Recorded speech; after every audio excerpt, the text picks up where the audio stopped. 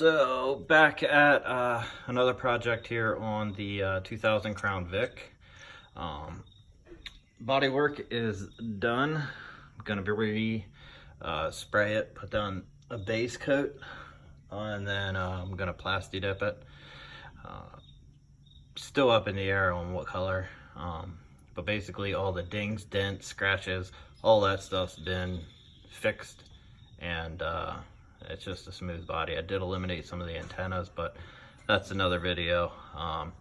Right now we are working on the upper ball joints.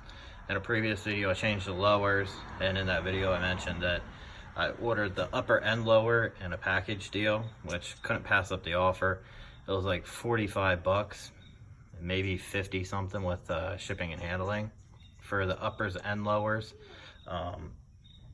So I just took advantage of that, and kind of glad I did, because when I was doing the lower ball joints I noticed that my bushings on the upper ball joint on both sides are pretty gunked up and chewed up as well.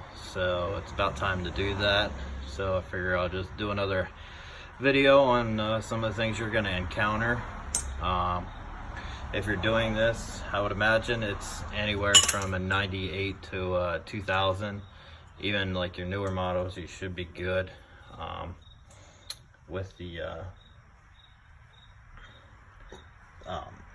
following along the same principles of how I'm going about it.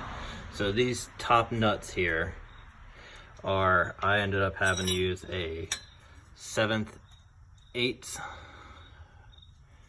open end wrench to get them loose. They're not too bad if you go the wrench route. If you have a socket, good, definitely use it. I didn't have to use a breaker bar on it. I actually was sitting when I got them to break loose. Your bolt that runs through here is a, let me see if I can find it. It is an 18 millimeter, so you'll get that loose. What I did was I got the tops loose, and then these actually just lift up.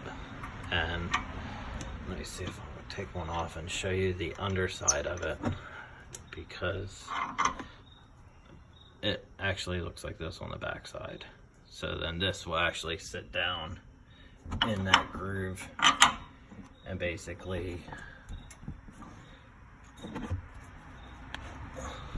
hold it there, and then your actual nut that will go on that's threaded is the one that tightens everything down. So with that being said, I did go in here with a separator bar. Once I loosened this bolt, I tapped it out a little bit, so then I had the square end of that bolt that'll look like that. It'll be on your brake line side. I tapped it out a little bit and then got the separator tool in there and just gave somewhere between 7 and 10 really good solid shots on it, and then I gave like probably 4 to 5 on the separator in a downward motion. And then I finished loosening this bolt and actually started pounding this out with a dead blow 4-pound hammer, and you can get it out to a certain point. Once I got to that certain point, I'll show you the trick I used. I went and got just a regular machine screw and basically put into there to act like a punch. And then once you get that done, she's gonna want to pop. Definitely recommend having a jack under it. I have a jack under the A-arm, just holding that, because once you relieve that bolt out of there, there's nothing keeping the force from the shock from just collapsing on you. So definitely safety first. Also have the jack stands under both sides of the vehicle. So I'm gonna actually go ahead, pause this, throw the other one on, and pick the video up there, and leave you know if I run into any other issues putting the new one on. And then I'll pick the video up as soon as I get this upper ball joint on. Alright, so got everything all back together. One thing I did forget to do on this side, on the driver's side, was I probably should have marked the old existing upper ball joint where the two bolts are back here as to where placement was.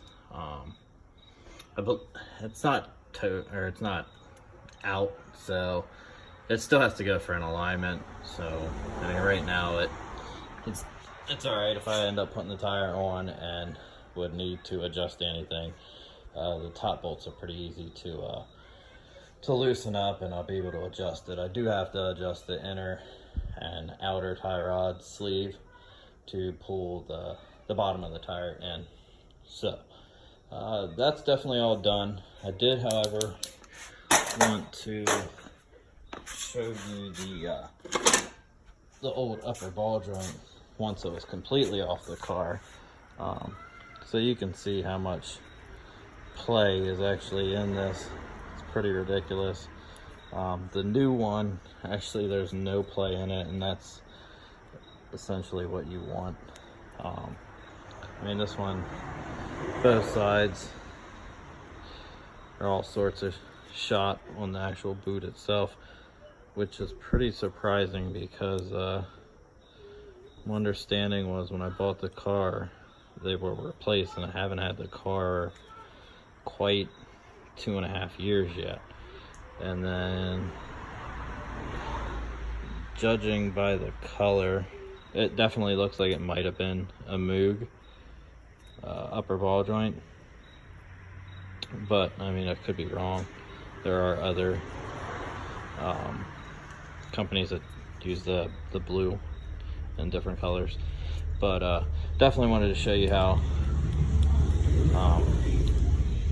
loose that is. So that's imagining the passenger side is going to be probably just the same.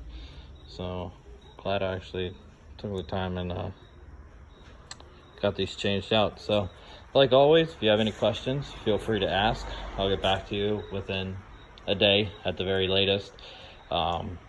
Always looking for subscribers. I'm always doing something to the Vic, or one of the two Jettas now. The Journey and the Mustang are both no longer in our possession. We ended up trading them in on two Jettas, both 1.4 turbos, the wife's and mine. Hers is gray, mine is the white, but those are whole other videos on the side. I'm going to be coming into doing some other stuff on her car as well as mine. So thanks for watching. Always feel free to hit that subscribe button.